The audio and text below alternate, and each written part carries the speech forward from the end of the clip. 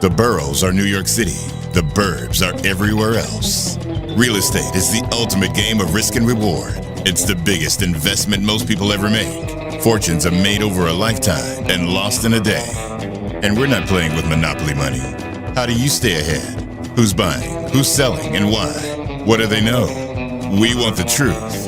You need an edge. Boroughs and Burbs is your secret weapon, giving you the insider knowledge and strategies you need to succeed in the high-stakes world of real estate. From Palm Beach to Palm Springs, Manhattan to Malibu, we press the experts to expose the pain, find the deals, and occasionally predict the future. That's Boroughs and Burbs, Thursdays, 3 o'clock Eastern, noon Pacific. Because everyone can make money in real estate. Welcome, everybody. Boroughs and Burbs, episode 162. We are back in Sydney. That means Sydney, Australia. That means down under.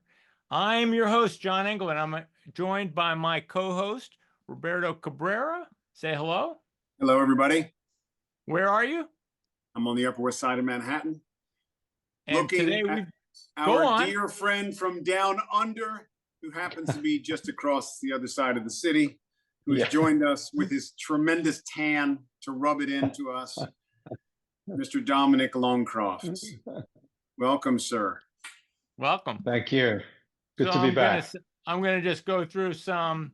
We are Boroughs and Burbs. You can find us at boroughsandburbs.com. I'd like to thank our sponsor, Grace Farms, at gracefarms.org. Come visit Grace Farms, have a cup of tea, and check out their calendar of events at gracefarms.org. That's Roberto Cabrera and his latest market report, Quo Vadis. Where do we go from here? Check it out. You'll find it at robertocabrera.com. Today, our guest, Dominic Longcroft, splits his time between Sydney, Australia, and New York City.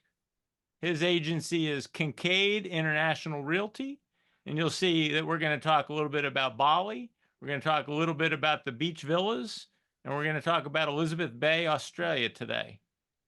And so without further ado, welcome, Dominic. How are you? Thank you. Good. Very well. I think we had you on a year ago, episode 100, was it? That's right. I think it was about a year ago. Yeah. Yeah. And as I recall, it was rather eye-opening. One of the things I remember most about the Australia show is the difference in financing property. Can you remind me of what we learned, right, Roberto? What did we learn a year ago about financing? 2-year mortgages. That's right. 2 or 3 years. No jumbo loans over there. So it's a very different situation that, and that has been, a year ago, we were looking at interest rates, which are on the way to getting up to the 7% where we sort of are now. So it's been a difficult market for some, I would say, in Sydney. But however, the market seems to be active, and especially at the luxury end. I mean, I'm just never cease to amaze at how many big number transactions are happening every week, a lot of them off market, new people coming into the market, and also people who are domestic people who are looking to, downsize an estate that they have, that they sell, and then they want to come into the city and they're buying an apartment for 15, 16 million Australian dollars, and they're doing it all cash. Other people coming in we have a lot of business from Asia, and it's really, really strengthening the market. However, when you start to look further down the market, it's a little bit of a different story. Is that because I put you on the spot and ask you a couple specific questions? When you say luxury market, how big is it? And then can I ask you, can you talk about that luxury market and tell me what percentage do you think is coming out of Europe, the US, Asia, and domestic? I know that's a tall order, but what's your gut on that? Luxury is I mean, I can't give you a percentage of how many properties are luxury. And also then you have to say, what is luxury? Is luxury over $1 million? Then it would be 100% of the market. The average property now price is around $1.5 million. So in some areas of the US, that's regarded as luxury. So what I can answer, what was the second question that you had? Sorry. Well, I'm wondering, so what do you talk about when you think about luxury? Totally subjective. What are we talking about here? The 5 million and up, the 10 million and up? I'm talking $10 million. 10 million Australian dollars, which is around about 6.5, 7 million US. That's what I'm talking about, luxury. And we're in my market, which is Sydney. There's what's called the Eastern Suburbs, which is a collection of suburbs which make up the most luxury area of Sydney. And you're talking homes there which are selling. There was a home that transacted 3 weeks ago for $130 million. And that was an off-market sale. It was a legacy property owned by a family called the Fairfax family who built that. They're in newspapers, a little bit like a Murdoch family, but mainly domestic in Australia. And that transacted off market for $130 million. I can't tell you who the buyer was, but I understand it was an Asian buyer. But you know, at the end of the day, that in US money, that's $90 million US. And the second half of my question was, what's your gut on the distribution of the buyers? Are they coming equally from Europe, America, Asia, and domestic, quarter each? Or are you seeing a concentration from one area or over another? I'm seeing a concentration from Singapore, Hong Kong, China, some areas of Indonesia. Obviously, there's a lot of tech businesses going on in Indonesia and in Taiwan and stuff, and there's a lot of money coming out of there. And Australia is a really safe place to invest your money. The lifestyle is pretty good. The crime is relatively low. It's got a good rule of law.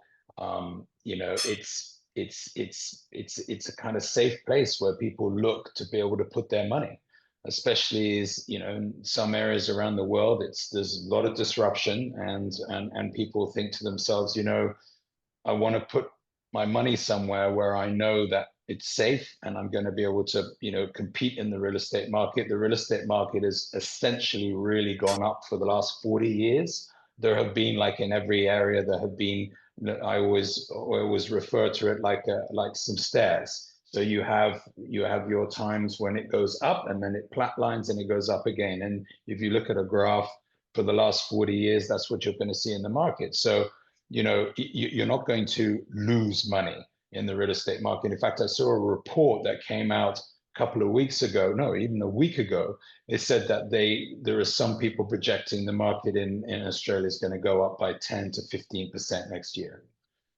Is part of that, is part of that, is your population increasing at all? Population is increasing. There's on average around 250,000 people who emigrate to Australia every year. Okay. Mm-hmm. And out of that, there is a very few amount of people that leave. So I think the numbers are up to 26 million people now. Most of the people live on the coasts. Very few people live in the middle. And so therefore, you know, it is, and there is a housing shortage. There really is. And so you'll go into these suburbs, which are really full up. And a lot of these suburbs now, the local government are now saying, if you have a piece of land to develop, you are no longer able to build your half-acre lot with your house, 3-bedroom, 4-bedroom house with the garage, with, you know, the forecourt.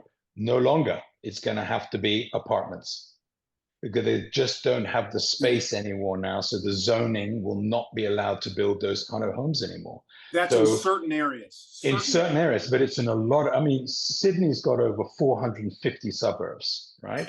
Mm-hmm. Some are larger than others, but there is definitely now a real demand now to increase affordable housing. And it's having a massive effect on the prices in suburbs in Sydney. It's very expensive to get in the market. I mean, if you're a 25, 29-year-old, got the job, been in the market, working for maybe for 3 or 4 years, it's really difficult to get into the property ladder. And in fact, one of the only ways that's happening is family, giving some money. And then you're going to have to go to a mortgage, which you're going to be probably paying somewhere around 6%. And you were paying 2% 2 years ago. Okay, so you cover so much ground, and then you get to a different. All right. I want to get back to the financing for a second. So in the luxury that you're talking $6.5 million plus US dollars, are the majority of those just cash purchases? Right now. Which most is of them is a cash, probably or it's a cash buyer, but then there's probably some refinancing going on afterwards. Obviously, a lot of private banks, they will offer that with your equity, with your shares to be able to, do a lease back, if you like, in that situation. Yeah. So tell me what's happened. You the last time we spoke about, we had spoken about investment properties that people had bought like shortly after COVID or during COVID, and those mortgages were going to reset, and they were going to go from like 2.5% to almost 7%. That's and they right. have renters in place. Yes. What's happened in that marketplace? That marketplace has suffered a bit, as I explained to you last time. Basically, properties that are under $3 million, you're talking about 95% of those properties are auctioned. The way of selling real estate for the last 25 years has been through auction. It's generally driven by agency with their expansion plans. They can't have a situation where they have a turnaround that's longer than 6 weeks. So if an agent goes to a house, they're going to try to convince the homeowner to sell by auction. And now it's become pretty much mainstream, and everybody is working on that. If you're a seller, you're also working on a 6-week plan, because you're going to want to be able to buy something else and having to be able to start looking at the same time. So it's kind of a self-perpetuating market, if you like. It makes the market quite efficient, for sure. It's very efficient. It's a very big turnaround. But the properties that are under $3 million have been suffering because the interest rates are so high. There aren't people who are generally doing investment properties at the moment, which at the end of the day is surprising to me, because rents are extremely high at the moment, just like they are here in Manhattan. I mean, to get a 1-bedroom, you're looking at $4,000 or $5,000 here. It's the same in Sydney. It's really expensive to find stuff if you can find somewhere to rent. And so I would have thought that more people would have gone back into the investment market to be able to do up the apartments and rent them. But one of the biggest factors is that they were paying 2% for their money, and now they're paying close to 7%. So it's difficult to make the numbers work on mortgages and what they call the strata fees, which is like a common charge in the building. Although they're much lower than they are in Manhattan, you still have to factor those in, and then your taxes and so on and so forth. So it becomes quite difficult to make those numbers work at 7%. So a lot of those people have to be in trouble. So there have been. I'm always amazed. The market in Australia, the newspapers are very pro real estate, and very optimistic. You're hard pushed to find negative. I know you're hard pushed to find negative articles about real estate, and if you do, they're generally in more the sort of specific trade magazines where you would go to as a real estate broker. Your kind of real deals, if you like, who are going to delve down into the market more. But on the national level of the national newspapers, it is more optimistic, and I think that's because most Australians who are planning on spending their life or their career in Australia will buy property. Very few will rent, unlike where in Europe, for instance, in Italy and Spain, you could be living in a rented property that you grew up in, and then you end up in, you're the second generation to rent the same property, and you never buy a property. So it's a very different thing. Very much the same in England. Same in the US and the same in Australia. It seems to be that this sort of going back to Anglo-Saxon times, I suppose, that your house is your castle. And so there is this, everyone is kind of in the market, if you like. So people don't want to be too negative about it, because at the end of the day, that's not going to help anybody to be negative about the real estate market. So, but I have seen a number of the auctions which haven't happened. And it's difficult, once you go to an auction and you're getting all prepared for that, and then it gets cancelled. And we've seen more and more of auctions being cancelled literally on the day or the day before, because there simply aren't enough people to make the auction happen. And so let's just say something goes to auction. It's it's $1.2 million. It goes to auction. It doesn't clear, like it just doesn't. It never materializes or whatever. Yeah. What happens then? Like, what's the next? What's the sellers are? What do you, as a representing the seller? When you said before, you said you guys are like facilitators more than anything else. What's correct. The next step? What's the next approach? You just do it again and you lower the price?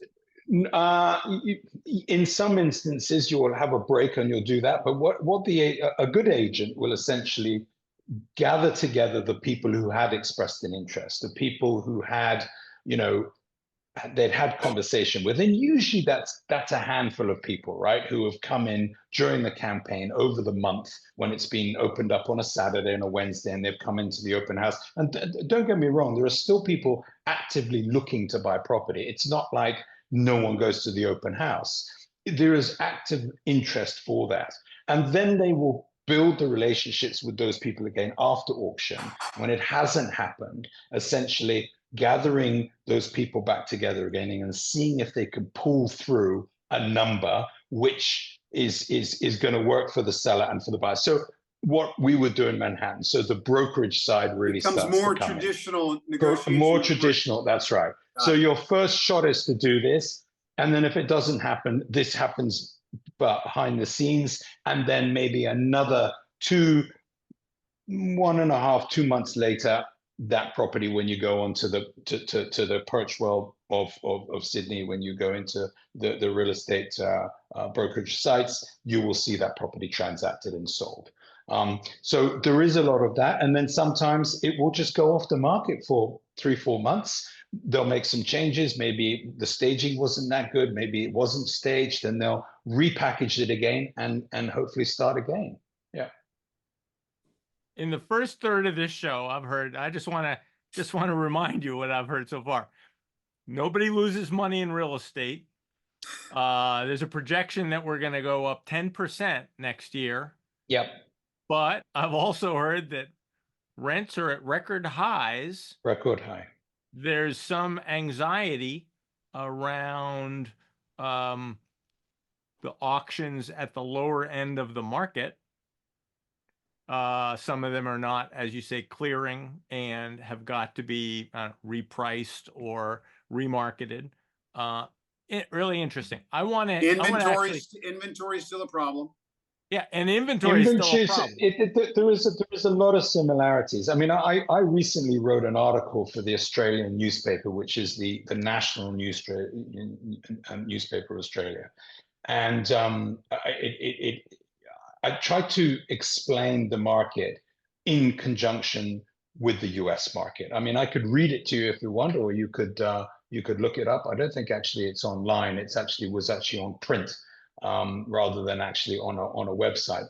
But basically, we will link it. We will, if you send us a link, I'll send you the link. But it's interesting because I tried to sort of explain, how, I mean, for instance, one of the things which is amazing, you have a bank rate study here in the States, and it is now, the study it says the bank rate study is showing that renting is cheaper than buying in all 50 US metro areas. Okay. So, the rental market has never seen such growth certainly in Sydney. I think it's pretty much the same in New York as well. I mean, I listed a property which I had a client here in New York that I've had the same client for 5 or 6 years. I always help him with the rents. And I happened to be in New York at the time. Roberto, is it fair to say New York, we are just slightly off of record highs right now? New York rentals? Yeah. Okay. But it's easing a little bit. It is easing a little bit. And it's probably because interest rates are starting, people are starting to focus a little bit more on sales. So there's a little bit less pressure on the rental. But who knows what's going on. I don't know about you, Roberto, but I mean, essentially, I mean, I had it's $6,000 a month rental. It literally went within 2 days. It was instant. It was, and the amount of phone calls I had, I must have had 30 phone calls just on that one property. You can't handle all the phone calls. Yeah, I had a furnished rental, 1 bedroom for $64.95. The first person who came to see it rented. Yeah.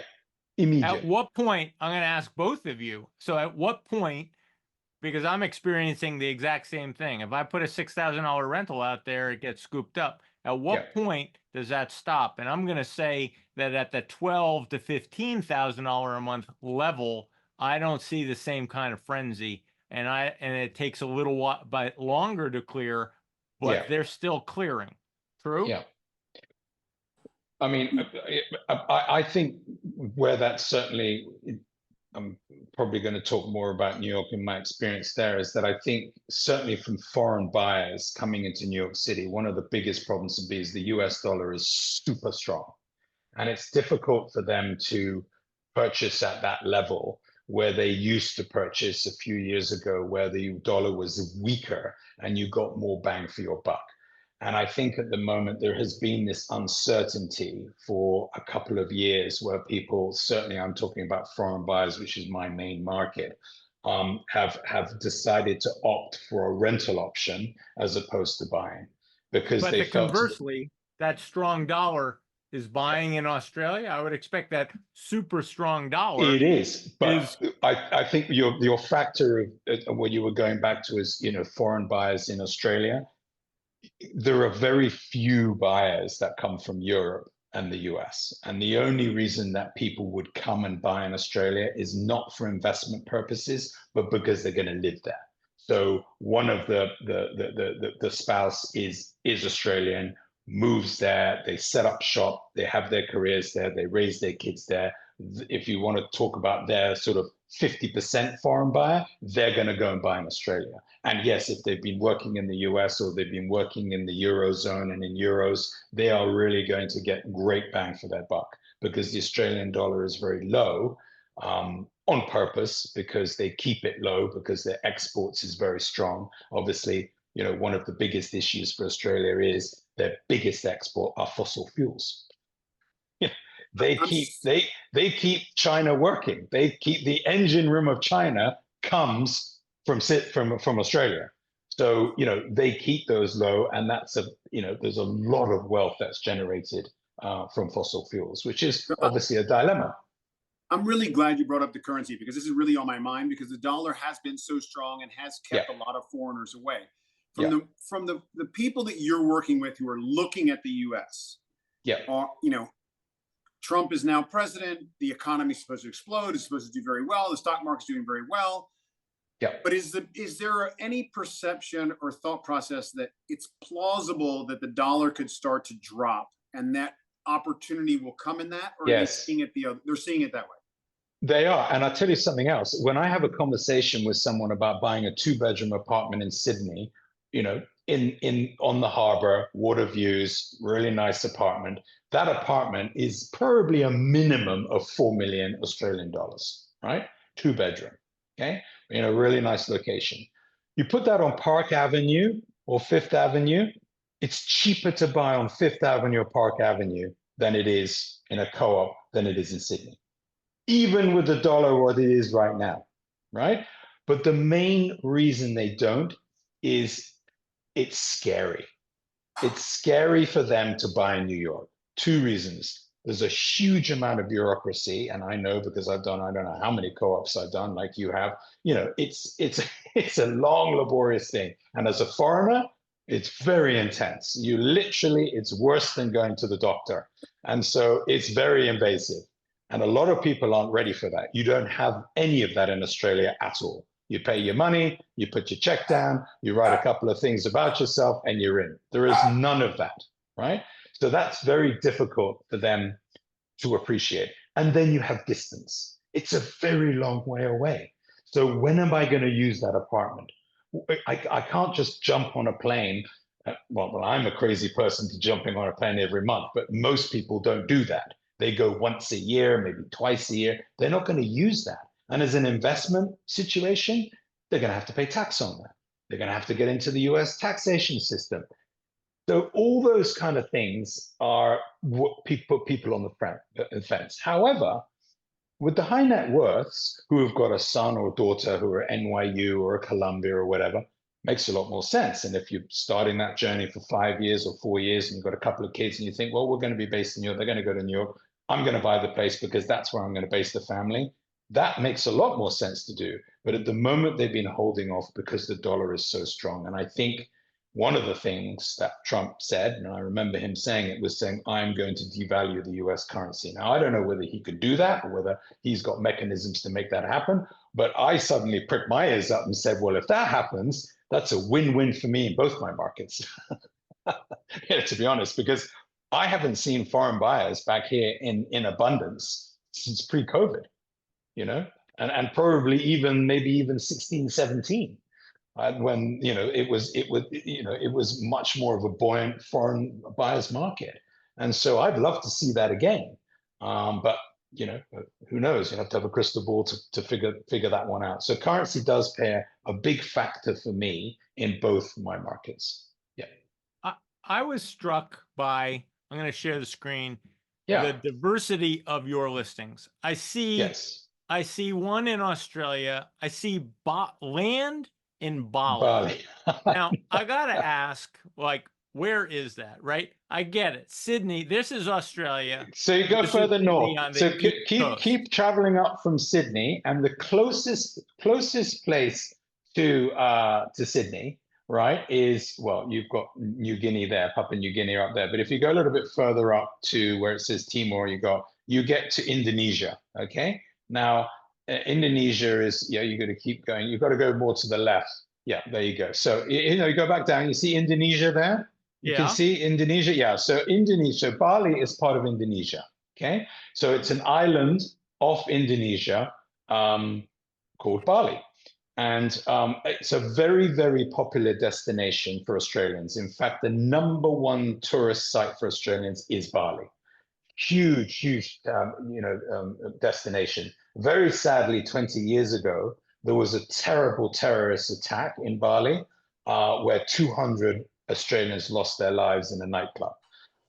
And so it's been very difficult for people to, come back to Bali. But I suppose 20 years on now, there's been a huge amount of reparations from the Balinese government, from the Indonesian government. And the tourist trade has never been so big.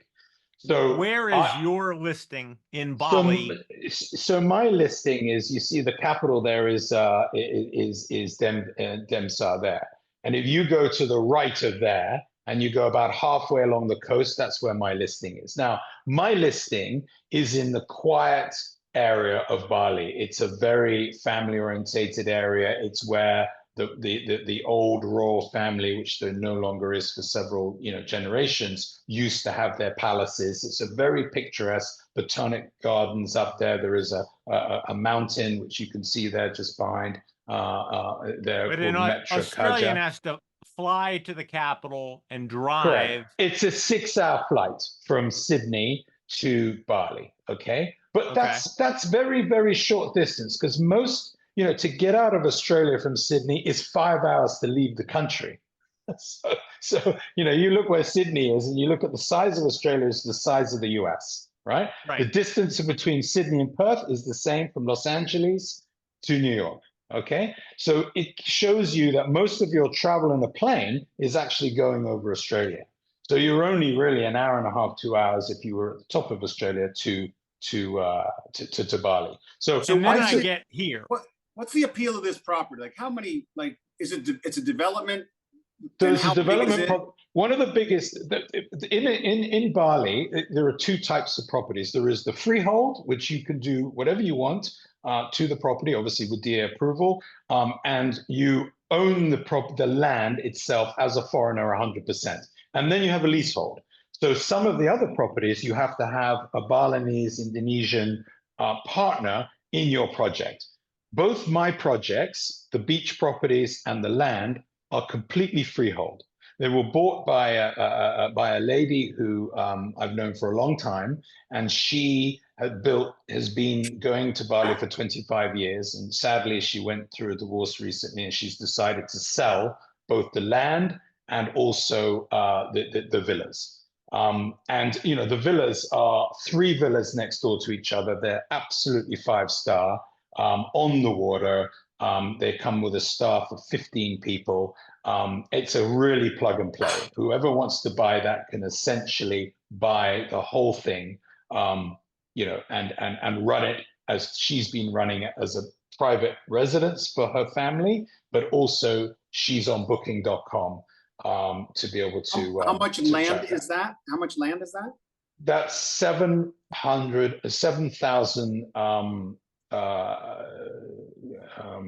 Square meters. square meters, exactly. Yeah. Which It's is big enough. It's big enough. 1.7, almost 1.8 acres. Yeah.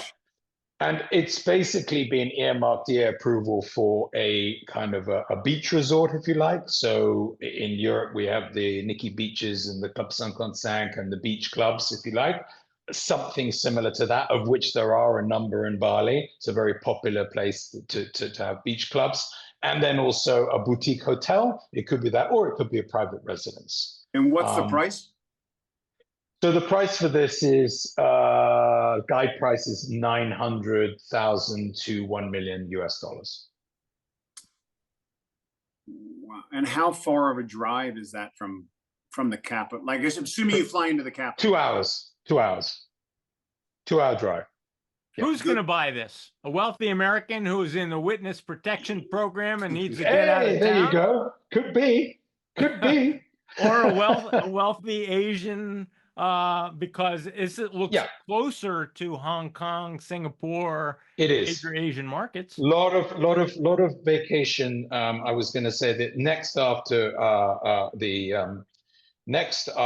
the Australians is Europeans, especially from Sweden, interestingly, Norway, France, Italy, Spain.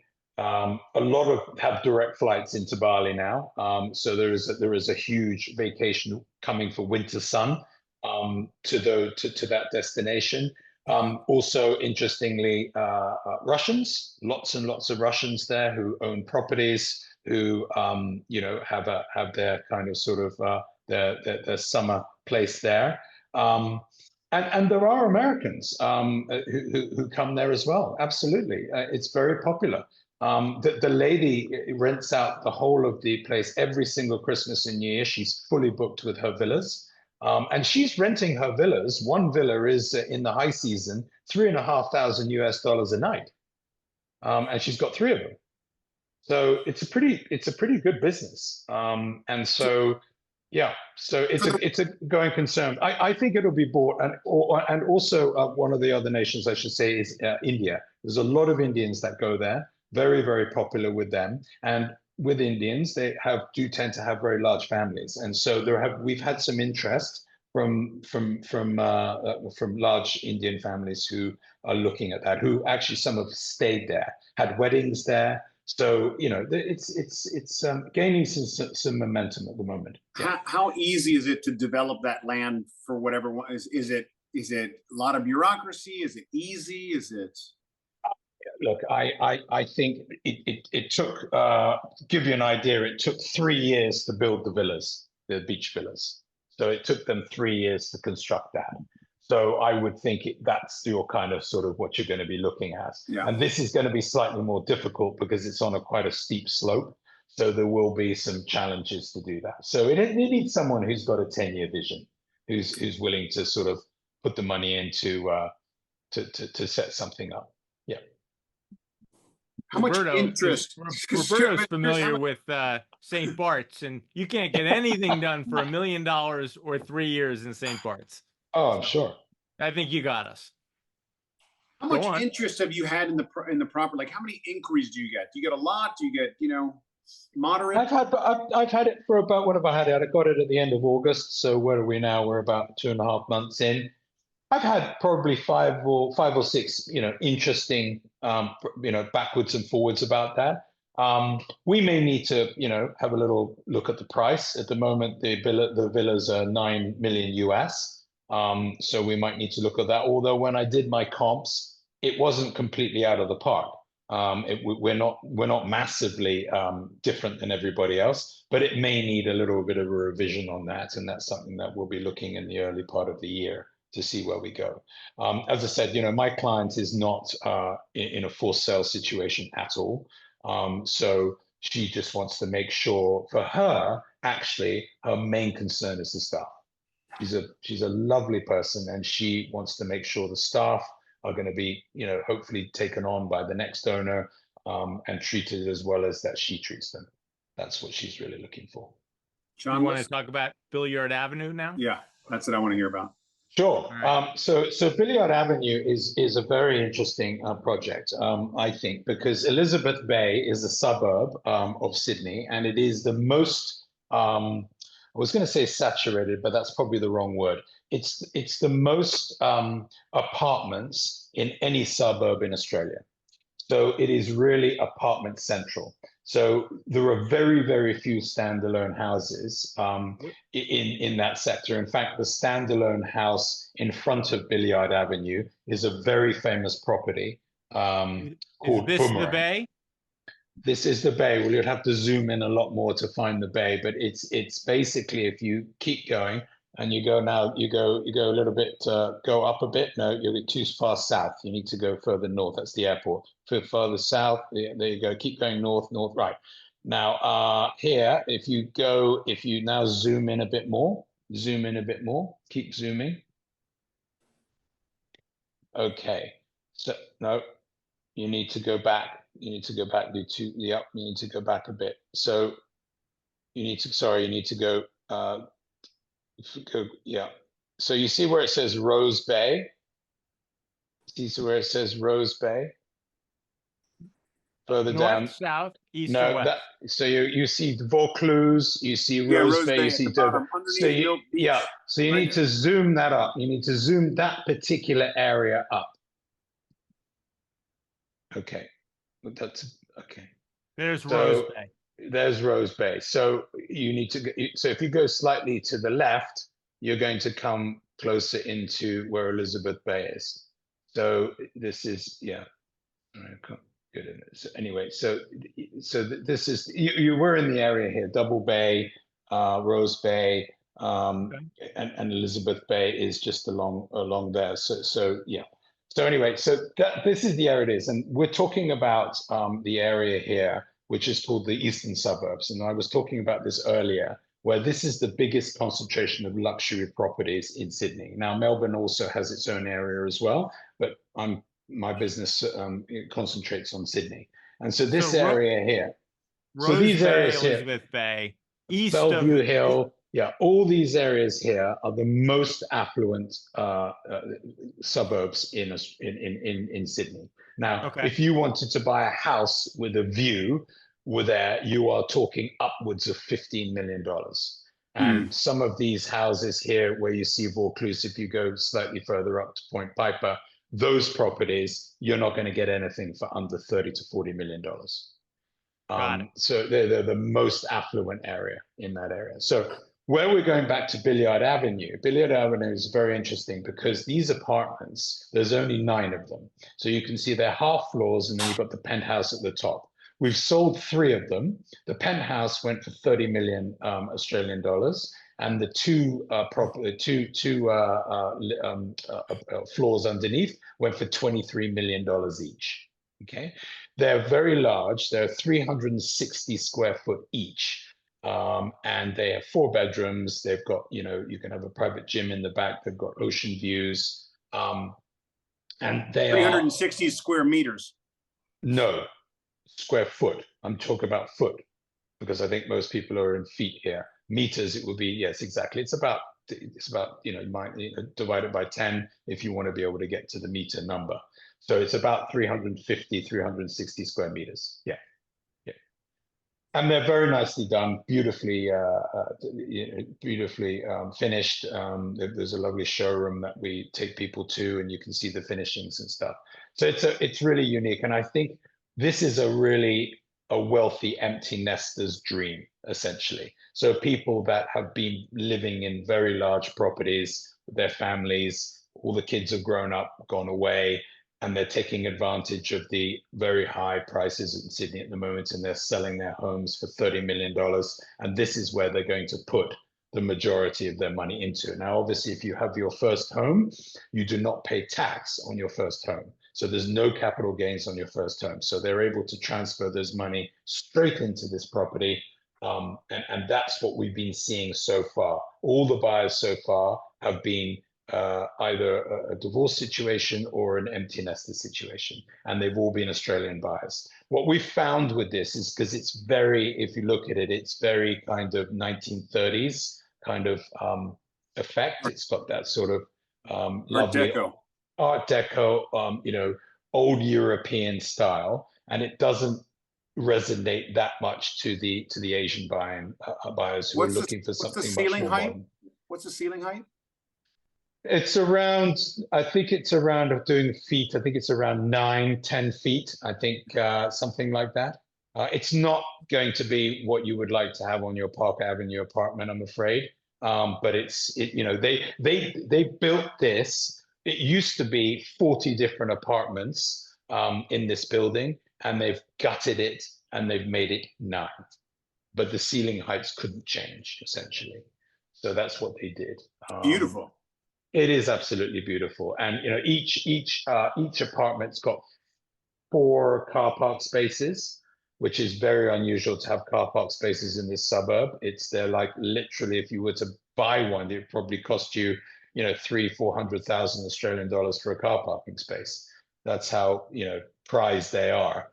And so, to have 4 of them in there is very good. And obviously, elevator up to the apartments, private elevators. It's pretty special. It really is. I have, obviously in my travels back to New York, I've been, telling my colleagues about this, and there has been interest, but the difficulty is, even if you put that back into American dollars, at $16 million for something like that, if you want to be able to, compare it with something new, it's actually pretty well priced. But distance is a problem. It really is. Let me recap.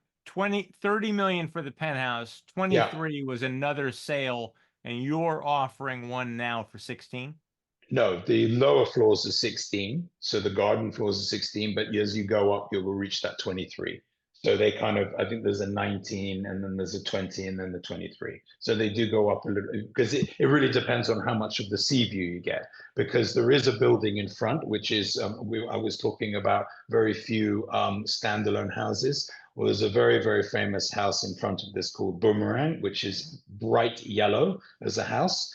And it's got these beautiful grounds, and that house traded 2 years ago for $80 million. Yeah. So that's in front of the building. So you have the further you go up, the more uninterrupted view you get of the ocean. And how long, if you were to drive to the Opera House, how long does it take to get there from this location? 10 minutes, 15 minutes. That's a big suburb. I found a picture. This is the house in front of. That's Boomerang. Famous house, very famous house. Lots of famous people have lived in that house. Yeah. And what did that sell for? 80 million. 80 million. Yeah. Okay. Yeah. And houses like that, are so unbelievably unique. They really are. And those houses just, if they come on the market now, they just blow up. I'm always amazed. I mean, there is so much money in the market at the moment. The luxury market has never been stronger. It's made absolutely no impact at all for the interest rates. And bearing in mind, Australia still hasn't had an interest rate cut. No cut yet. Hmm. Inflation's actually been spiking up a little bit. It hasn't Who are you started. competing with? It occurs to me that I'm The trying to. European Central Bank and the Fed. No, I mean, who are you competing with real estate wise, luxury real estate wise? $30 million, $80 million. It's occurring to me that the same buyer for the Boomerang house or your $16 million apartments is looking at the Miami market and the New York Billionaires Yeah. Row market. Yep.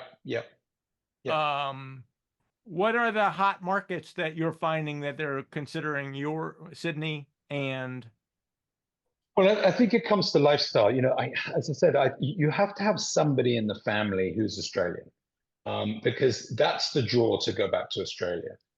Generally, people who come to Australia who are not Australians will do a family vacation, usually when their kids are in the teens, maybe a little bit, you know, when they're tweens, and they do the family trip, and they'll probably do it in August or July, which is actually winter time in Australia, and they'll do the trip once, and everyone will come and they'll do all the sites, they'll go to all the cities, they'll, you know, if they're into wine, they'll go to the wineries, they'll do all of that, and then they never come back again. That'll be it, unless there's somebody that's in there who's Australian, or somebody gets a job there, right? So if someone gets a job there with a multinational and they move to Australia and then decide that and most people fall in love with it because the lifestyle is pretty unique. It really is. It's kind of a sort of LA kind of vibe, if you like. I mean, you know, Melbourne and Sydney have been compared that Melbourne is like New York and Sydney is like LA. So if you have those kind of, you know, comparables, it's a very kind of beachy, outdoorsy, a lot of water, you know, that kind of atmosphere there. And that is for a lot of people when you're coming off work and you can be in the beach in 5-10 minutes and, you know, having a swim in the ocean, you know, and then you're getting back to your office in what they call the CBD, the Central Business District. You know, that's pretty appealing to be able to do that. And so once people get there and then they enjoy that lifestyle, they'll stay for a long time. Most people who emigrate are emigrating at their late 20s and 30s, coming over, either backpacking, whatever they happen to be. They fall in love with the country, they get a job, and then they marry, and then they have children, and then they stay. And if you track back the last people of the last 20, 30 years, that's what's happened. From that side, and that's people from Europe, that's people from the US, and then what we've seen over the last 20 years is a lot of people have emigrated from China. Very big skill sets coming in, so a lot of doctors, a lot of people who are in the medical industry, you know, who have come over.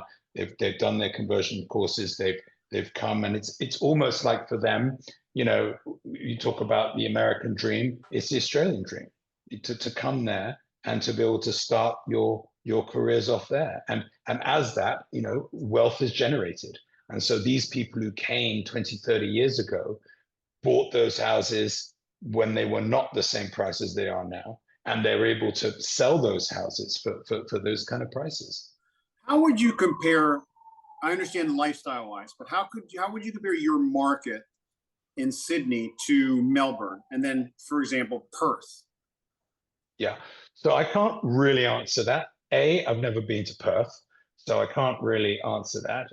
But you know, that is, you know, there's a lot of wealth in Western Australia. That's where all the mining is. So the big money there, the billionaires, the guy called Tiggy Forrest, Gina Reinhardt, these people are worth 30-40 billion dollars, right? A lot of mining, a lot of wealth there. But Perth is a very, very small city.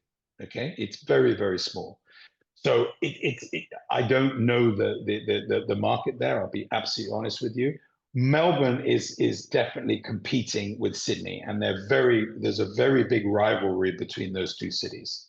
And there are some extremely beautiful homes in Melbourne. I mean, imagine homes that you see in Cape Cod or Newport. Imagine that kind of those ostentatious, really big homes. That's what you're going to find in Melbourne. Big houses, 20, 30 million. But they don't necessarily have views, because they're in suburbs, but they are grandiose houses. I mean, Yeah. built back in the Victorian age when Australia was really, developing in the 1900s, the late 1800s, people came in and built these massive, massive houses. And that's what Melbourne is known for in the luxury. Very different in Sydney, where there is a much more concentration of houses, smaller, more kind of beachy, villa-y kind of looks. So something that you see in the south of France, something that you might see in the Hamptons, different kind of build design, right? Because it's all about that. The weather in Sydney is much better, and I'm saying this because I live in Sydney, is much better than Melbourne. It Just rains look at quite him. a lot in Melbourne. Just look at him. You can see the weather right on him. That's right, exactly. So what, just for perspective, what is the driving distance from Melbourne to Sydney? 13 hours. Wow. And I had another question about. But it's flying. But you wouldn't do it. You'd fly, right? Right. I mean, you'd fly. No, I understand. And it's the same old. The capital is Canberra, which is a purpose-built city, which was built because Sydney and Melbourne, none of them wanted to give up the idea about being the capital of Australia. So there was a huge rivalry. So they decided to build a city inland, exactly practically equidistant of both the cities. And it has its own state called the ACT, the Australian Capital Territory. Yeah. It's fascinating to me that you said you spend out of a typical month, 7 or 8 days in New York, and then you go back with a balance to Australia. So the best thing and a recurring theme on this show with all the markets we talk about, we say, how do you get there? How much time does it take? And how expensive is it to get there? Whether we're talking Portugal, whether we're talking Marbella, whether we're talking Norway, Vero Beach. Vero Beach in Florida says that the real estate prices, the market, is directly affected by the fact that their airport is been under construction or is back online. Massive impact on the real estate market. So talk to us about, for somebody who is committed to going to Australia like you and has decided, I'm going to do this, how expensive is it and how easy is it? And is it a direct flight? I'm assuming it's $1,500 and 15 hours, best case, every time I want to go to Australia. Is that a fact? It's 21 hours. I've just started taking this new route, which is the most direct route. It's New York to Auckland, New Zealand, which is 16 and a half hours, 2-hour layover, and then another 3 hours to Sydney. That is, and if you look at it in a line, it is a straight line. You can't get any straighter. And so Qantas have started laying on this flight, and I try to do that flight every single time.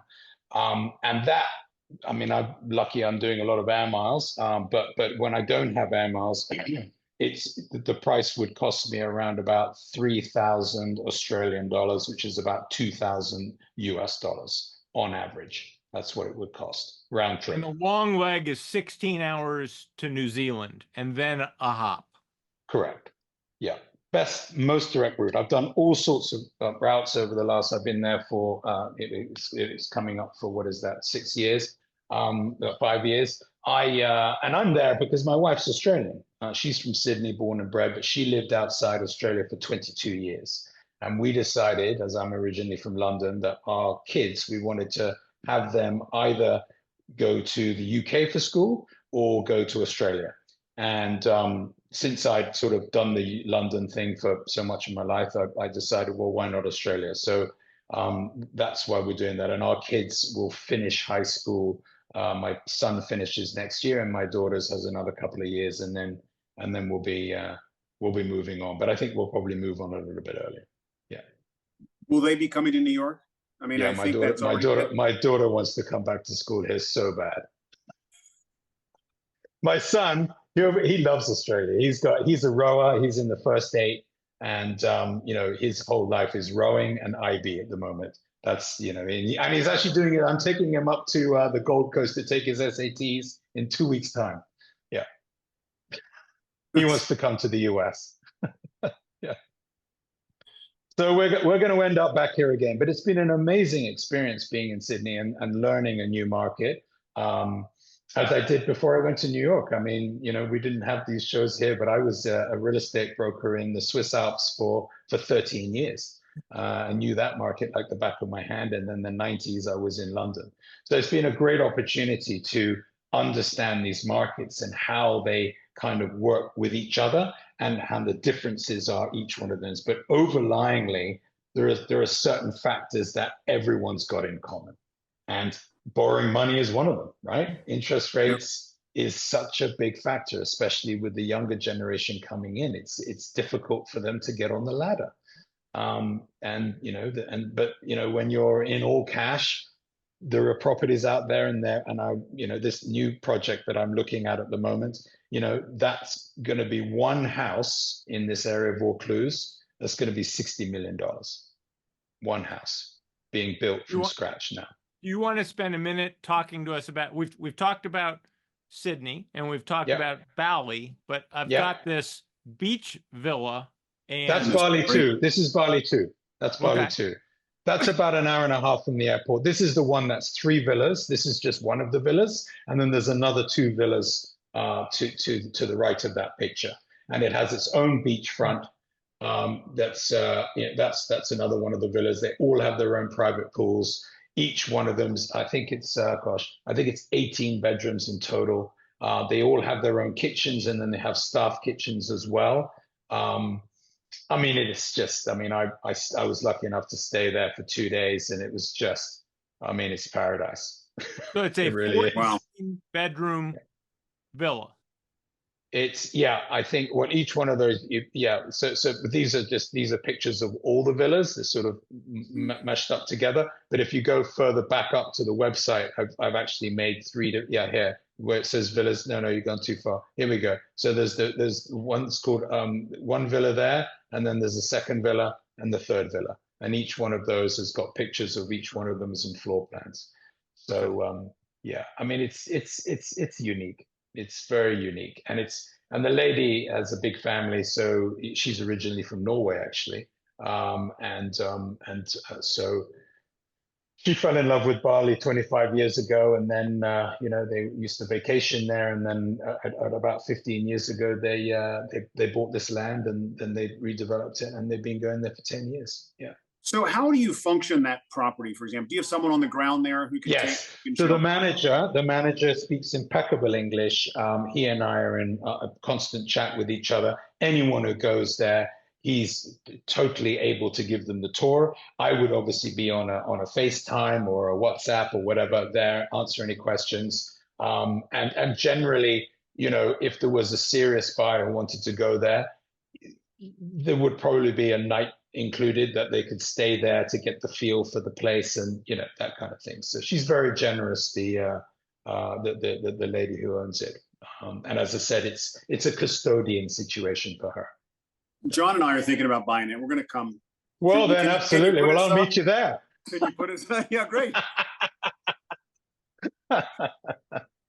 I was struck on the show we did on the south of France when we said, who's buying? They said, well, sometimes it's the Russians, sometimes he said, but you can set your watch that after a presidential election in the United States, 50% of everybody is going to be unhappy. And that's when Americans start looking at opportunities overseas every 4 years. So I say that with a smile on my face, that so if an American is right now is bummed out by the situation and is intrigued by what you're talking about, they should go to Kincaid Realty and give Dominic Longcroft a call and say, get me out of New York.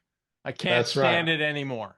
That's right. Well, you know, you saw in the press today, DeGeneres has decided to leave. So someone's going to be picking up that business wherever she decides to live in the UK. So no, I mean, I've had a couple of people that have rung me who have said that they're thinking of emigrating. I always think that this, talking about it and doing it are two different things. They really are. Because to upheaval yourself out of a country into another, and I know this because I've done it 3 times. It's very, very stressful, and it takes a lot of organization to do it. Especially when you're moving children, dogs, you name it. It's not easy. But the fact that they actively picked up the phone to inquire with you is a step. It is. However, in Australia, like when I worked in Switzerland, to buy a property, you have to have residency or you have to have nationality. So it's not like buying in New York, then anyone can buy. Doesn't matter who you are, where you come from. You've got the money, you can buy, right?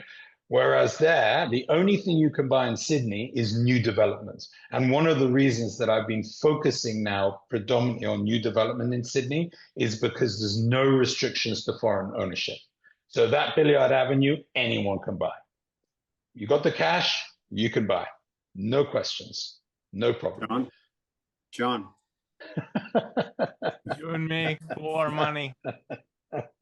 Head on south of the border.